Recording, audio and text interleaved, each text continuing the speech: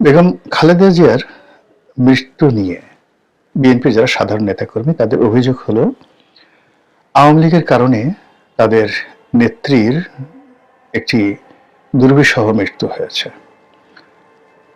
মৃত্যুর পূর্বে বেশ কয়েক বছর তিনি মারাত্মক অসুস্থ হয়ে পড়েছিলেন। জেলখানাতে অসুস্থতার কারণে তাকে একাধিকবার চিকিৎসা দেওয়া হয়েছে। তখন বিএনপির পক্ষ থেকে দাবি করা ছিল যে তিনি দেশের বাইরে চিকিৎসা করতে গেলে তো তাকে যাকে বলা হয় উন্নত চিকিৎসার জন্য বিদেশে পাঠানো হোক, আর তাকে যদি বিদেশে পাঠানো হয় তাহলে তিনি সুস্থ হয়ে ফিরবেন। তো ওই সময়ে তার এই চিকিৎসা নিয়ে সরকার রাজনীতি করেছে, এতে কোনো সন্দেহ নেই। এখন মূল ব্যাপারটা হলো তার যে রোগগুলো ছিল সেই রোগগুলো নিয়ে আমি কিছু কথাবার্তা বলবো। সেখানে হয়তো তাকে বারবার যদি সিঙ্গাপুরে পাঠানো হতো, ইংল্যান্ডে পাঠানো হতো, আমেরিকাতে পাঠানো হতো, এটা যাকে বলা হয় বিএনপির একটা মানসিক স্বস্তি হতো। কিন্তু যে দুটো রোগ দ্বারা তিনি রোগাক্রান্ত ছিলেন, একটা হলো আর্থাইটিস, বাতের রোগ, আরেকটি হলো তার লিভার সিরোসিস, লিভারের একটা বিরাট অংশ নষ্ট হয়ে গিয়েছিল যকৃতের। তো এই দুটো রোগী চিকিৎসার বাইরে। যখন আপনার শরীরে খুব আর্থাইটিস অনেকগুলো, গিটেবাত আছে, তারপর গাউট আছে, মানে যেটাকে বলা হয় ইউরিক অ্যাসিড আছে, এরকম অনেকগুলো মানে বাত। তো তার সেই বাতের মধ্যে হাঁটুতে, তার যে হাঁটুতে একাধিকবার অস্ত্রোপচার করা হয়েছে। তো হাঁটুর সেই সমস্যাটা দীর্ঘদিন ধরে ছিল, বেগম জিয়ার হাঁটুতে সমস্যা ছিল, এর বাইরে অন্যান্য রোগ। তো এই রোগগুলো থেরাপি দেওয়া যেত, চিকিৎসা করা যেত, হয়তো 6 মাস ভালো থাকতেন, আবার তিনি অসুস্থ হয়ে পড়তেন। আর তিনি যথেষ্ট নিজে ব্যক্তিগত জীবনে স্বাস্থ্য সচেতন ছিলেন, পরিমিত আহার করতেন এবং যাকে বলা হয় নিজেকে ভালো রাখার জন্য যা যা করা দরকার সব ব্যাপারে তিনি সেই নিজে সচেষ্ট ছিলেন। আর যথেষ্ট পরিশ্রমী, সেই অসুস্থ শরীর নিয়েও তিনি সবসময় একেবারে শেষ দিন পর্যন্ত, জেলে যাওয়ার আগ পর্যন্ত তিনি কিন্তু সারা বাংলাদেশ চষে বেরিয়েছেন। সেই আর্থাইটিসের রোগ নিয়ে, হাঁটুতে ব্যথা নিয়ে গাড়িতে করে তিনি সারা বাংলাদেশ চষে বেরিয়েছেন। তো তার শরীরটি অত্যন্ত পরিশ্রমী শরীর। তো সেই পরিশ্রমী শরীর নিয়ে তিনি যখন জেলে গেলেন, এই জেলে যাওয়ার বিষয়টি বিএনপির লোকজন কল্পনাই করতে পারেনি। বাংলাদেশে বেগম জিয়াকে জেলে নেওয়া হবে এবং তিনি দীর্ঘদিন জেলে থাকবে, এই পুরো জিনিসটি বিএনপির যারা লোকজন আছে তারা মেনে নিতে পারেনি, কল্পনাও করতে পারেনি। ফলে এটা ছিল বিএনপির জন্য একটা বিরাট ধাক্কা। দ্বিতীয়ত, জেলে নেয়ার পর সরকারও সাহস পেয়ে গেল। সরকার কিন্তু প্রথম বুঝতে পারেনি যে এত সহজে তাকে জেলে নিতে পারবে বা জেলে রাখতে পারবে। কিন্তু সরকার যখন আরাম পেয়ে গেল তাকে জেলে রাখার, এবং এটা যে কোনো রাজনৈতিক সরকারই, যেমন এখন দেখুন ইমরান খানকে জেলে রাখা হয়েছে, এর কারণ হলো যে বেগম জিয়ার যে জনপ্রিয়তা এবং তার যে ইফেক্টিভনেস, তার দলের যে সাংগঠনিক ক্ষমতা, সেক্ষেত্রে আওয়ামী লীগের জন্য এটা একটা বিরাট হুমকি, ব্যাপক হুমকি। 2014 সনের আগে, নির্বাচনের আগে যে সহিংসতা শুরু হয়েছিল, সরকার তো বলতে গেলে 99% পড়েই গিয়েছিল। এবং ওই সময়টিতে যদি বেগম জিয়া মানে বিদেশিদের পরামর্শে তিনি আন্দোলনটাকে স্থগিত করেছিলেন, প্রথম যেটা বিনা প্রতিদ্বন্দ্বিতা নির্বাচন হলো, যদি আন্দোলনটা তিনি স্থগিত না করতেন, সরকার নির্বাচনের পরে 15 দিনও ক্ষমতায় টিকতে পারত না। কিন্তু ইট ওয়াজ এ মিস্টেক। আবার তার পরের বছর অর্থাৎ 2016 সনের দিকে এসে আবার যে তিনি কন্টিনিউয়াসলি অবরোধ দিলেন, সেটাও কিন্তু সরকারকে যথেষ্ট মানে বিপদের মধ্যে ফেলে দিয়েছিল। ফলে সরকার যখন বেগম জিয়াকে জেলে নিয়ে গেল, তারা মনে করলো যে এটা একটা বিরাট স্বস্তি, এবং সেই স্বস্তির জায়গাটিকে উপভোগ করার জন্য বিএনপিকে নিয়ে আওয়ামী লীগ নানাভাবে খেলেছে। এবং খেলতে খেলতে একটা সময় যখন বিএনপি আসলে দুর্বল হয়ে গেল, অসহায় হয়ে গেল, তখন তারা শুরু করলো রীতিমতো টিটকারি, বদমাশি এবং অবমাননাকর কথাবার্তা। বিএনপির নেত্রীকে উদ্দেশ্য করে, দলকে উদ্দেশ্য করে প্রতিনিয়তই আওয়ামী লীগের পক্ষ থেকে নানা রকম যাকে বলা হয় অবমাননাকর কথা বলা হতো। তারা আন্দোলন করতে পারে না, তারপরে এটা করতে পারে না, ওটা করতে পারে না, ইত্যাদি নানা রকম উস্কানিমূলক কথাবার্তা। অন্যদিকে বেগম জিয়ার যখন চিকিৎসার বিষয়টি এলো, তখন সরকার এটা নিয়ে বার্গেনিং শুরু করলো যে ঠিক আছে চিকিৎসা করতে পাঠাবো, সেক্ষেত্রে প্যারোলে মুক্তি নিতে হবে, অথবা সেখানে ওই রাষ্ট্রপতির কাছে ক্ষমা প্রার্থনা করতে হবে।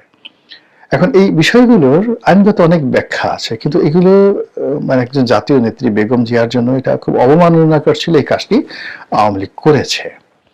আবার পরবর্তীতে দেখা গেল যে বেগম জিয়ার যে পরিবার, সেই পরিবারের সঙ্গে শেখ হাসিনার একটা ভালো সম্পর্ক হয় এবং তার প্রেক্ষিতে প্রধানমন্ত্রীর যে স্পেশাল এক্সিকিউটিভ পাওয়ার রয়েছে বা সরকারের যে এক্সিকিউটিভ পাওয়ার রয়েছে, সেই এক্সিকিউটিভ পাওয়ারের ভিত্তিতে বেগম জিয়াকে সেই প্যারোলে মুক্তি দিয়ে তাকে মানে জেলখানার বাইরে তার বাড়িতে থাকার অনুমতি দেওয়া হয়।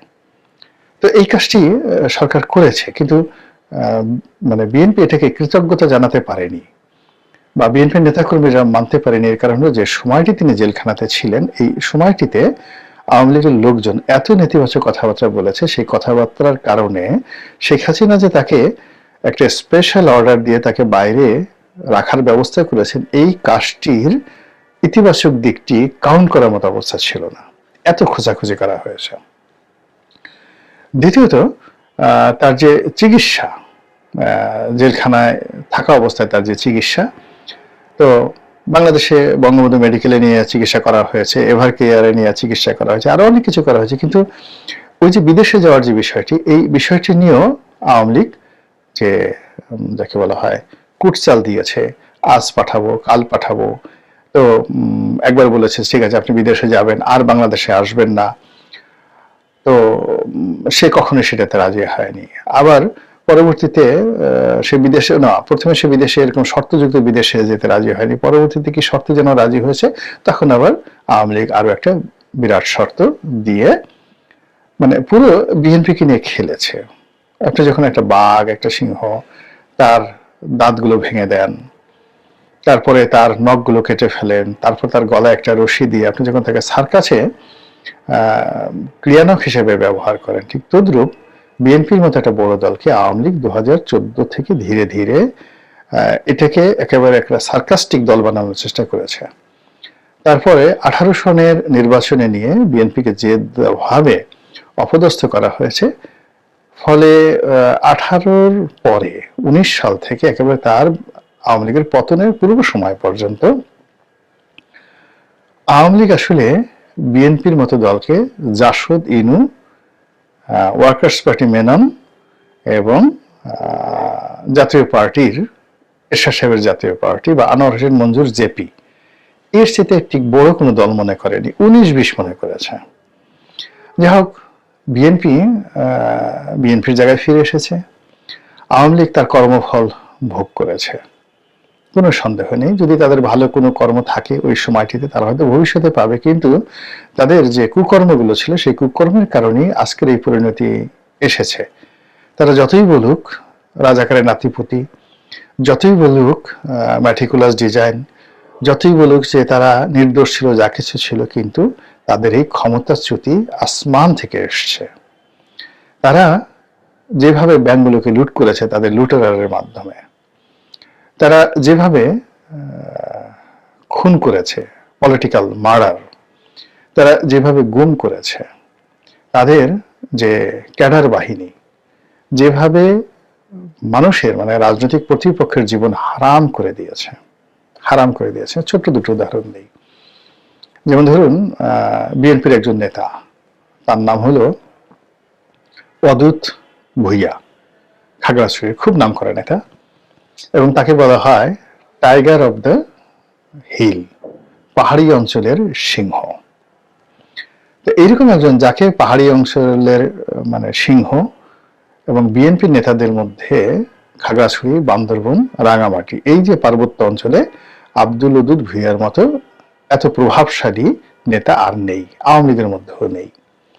তো এইরকম একজন নেতাকে গুতিয়ে গুতিয়ে আওয়ামী অত্যাচারে এমন একেবারে বিড়াল বানিয়ে দেওয়া হয়েছে যে একটা টেলিভিশন টক শোতে আওয়ামী লীগের মনিরুজ্জামান নামে এক একেবারে জুনিয়র নেতাও না ঠিক, আওয়ামী লীগের একজন যাকে বলা হয় অ্যাক্টিভিস্ট, আওয়ামী লীগের একজন কর্মী। তো সেই আওয়ামী লীগের একজন কর্মী সে আব্দুল উদ্দুত ভূঁইয়ার সামনে এগিয়ে গেল, তারপরে শেষে তার মানে কি বলবো মুখে যা আসে সেই ভাষায় তাকে গালাগাল করলো এবং মানে মারতে গেল, এবং তিনি মাথা নিচু করে সেই টেলিভিশনে লাইভ টক শোতে বসে থাকলেন। তো এই যে দেখেন যে বিএনপির মনে যে ভয় সৃষ্টি করা, এই ভয় কেবলমাত্র যে আব্দুল উদ্দুত ভূঁইয়া নয়, এই ভয় মির্জা আব্বাসের ছিল, এই ভয় রুহুল কবির রিজভী সাহেবের ছিল। প্রত্যেকটা বিএনপির নেতাকে ভিতর সন্ত্রস্ত করে তাদের মেরুদণ্ড ভেঙে দেওয়া হয়েছে। এখন কি হলো যে এই যে পরিবর্তিত পরিস্থিতিতে এই মুহূর্তে আওয়ামী লীগের জন্য সবচেয়ে বড় ভ্যানগার্ড হতে পারত বিএনপি, যদি তাদের সেই পলিটিক্যাল ব্যাকবোনটা আওয়ামী লীগ অক্ষত রাখত। আজকে যে দক্ষিণপন্থী গ্রুপগুলোর বাড়াবাড়ি, আজকে আওয়ামী লীগের বিরুদ্ধে যে মব হচ্ছে, যে ধরনের প্রচার এবং প্রোপাগান্ডা হচ্ছে, তার বিরুদ্ধে রুখে দাঁড়ানোর ক্ষমতা বাংলাদেশে কেবল ছিল বিএনপির। কিন্তু ওই যে বিএনপির যে ভয় আতঙ্ক, 15টি বছর ধরে বিএনপিকে যেভাবে নিঃস্ব রিক্ত করে দেওয়া হয়েছে, তাদের আর দেওয়ার মতো কিছু নাই। ফলে এই পরিবর্তিত সময় তারা একবার ডক্টর ইউনূসকে ভয় পাচ্ছেন, একবার তার প্রেস সেক্রেটারিকে ভয় পাচ্ছেন, একবার আলী রিয়াজকে ভয় পাচ্ছেন, এমনকি বদিউল আলম মজুমদারের ভয় তারা থরথর করে কাঁপছেন। বিপুল জনপ্রিয়তা থাকা সত্ত্বেও, সাংগঠনিক ক্ষমতা থাকা সত্ত্বেও তারা এনসিপির তাদের হাঁটুর বয়সী যারা নেতা রয়েছেন তাদেরকে তোয়াজ করছেন, তদবির করছেন। তারপরে প্রশাসনে যে সকল কর্মকর্তা আছেন তাদেরকে তোয়াজ তদবির করছেন। আর তাদের চোখের সামনে যে অরাজনৈতিক কর্মকাণ্ড হচ্ছে, অমানবিক কর্মকাণ্ড হচ্ছে আওয়ামী লীগের বিরুদ্ধে, সেটা তারা প্রতিবাদ করতে পারছে না। কিন্তু একাকি তারা মনে করছেন যে আওয়ামী লীগের উপর যা কিছু হচ্ছে আলটিমেটলি এটা ভবিষ্যতে বিএনপির দিকেও আসবে। কিন্তু ওই যে কাজটি এটা শুরু করেছিল কিন্তু আওয়ামী লীগ। তো যেটা বলছিলাম যে বিএনপির সাধারণ যারা নেতাকর্মী তারা মনে করে যে বেগম খালেদা জিয়ার উপর যে অত্যাচার জুলুম করা হয়েছে সেটা আওয়ামী লীগ করেছে। আওয়ামী লীগ তাকে বিদেশে যেতে দেয়নি, তাকে চিকিৎসা করতে দেয়নি, ইত্যাদি ইত্যাদি নানা কারণে তার এই অকাল মৃত্যু হয়েছে। এবং তিনি দীর্ঘদিন যে রোগাক্রান্ত অবস্থায় তার শরীর বিকৃত হয়ে গেছে, তার হাত মানে দুটো হাত কুঁচকে গিয়েছে, তার পা বাঁকা হয়ে গেছে, তিনি দাঁড়াতে পারতেন না। শেষ সময়টাতে বিএনপি যারা লোকজন মনে করেন যে কারাগারে তার উপর জুলুম করা হয়েছে, কেউ বলেন তাকে বিষ খাওয়ানো হয়েছে। ইনকিলাব পত্রিকায় দেখলাম যে তারা ইন ডিটেইলস মানে একটা রিপোর্ট করেছে যে কারাগারে বেগম জিয়াকে এমন একটা রুমে রাখা হয়েছিল পুরনো কারাগারে, যেখানে তিনি ছিলেন নিঃসঙ্গ।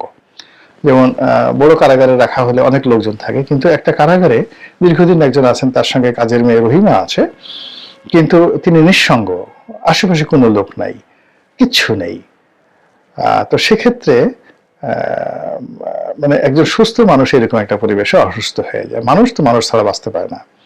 দ্বিতীয়ত হলো যে ঢাকা কেন্দ্রীয় কারাগার, যেটা পুরনো কারাগার নাজিমউদ্দিন রোডে, যেখান থেকে রাখা হয়েছিল, তো সেই জায়গাতে যখন লোক থাকে না, জন থাকে না, তখন সেখানে কি আছে, সাপ আছে, তারপরে টিকটিকি আসে, ইঁদুর আসে, চামচিকে আসে, এবং ওটাকে একটা পোড়ো বাড়ি হিসেবে বা পরিত্যক্ত বাড়ি হিসেবে ওভাবেই প্রকৃতির যে সকল কীটপতঙ্গ সেখানে আসবে, ঠিক স্বাভাবিক। তো ওটা নিয়ে ইনকিলাব একটা রিপোর্ট করেছে যে তিনি যে রুমে থাকতেন সেই রুমে মানে ইঁদুরের যন্ত্রণায় তিনি ঘুমাতে পারতেন না। সত্য মিথ্যা ইনকিলাব ভালো জানেন, কিন্তু এই যে একটা সেন্টিমেন্ট, সেই সেন্টিমেন্টটা কিন্তু এই সময়টাতে তার মৃত্যুর পরে পত্রপত্রিকাগুলো আওয়ামী লীগের বিরুদ্ধে খেপিয়ে তুলছে।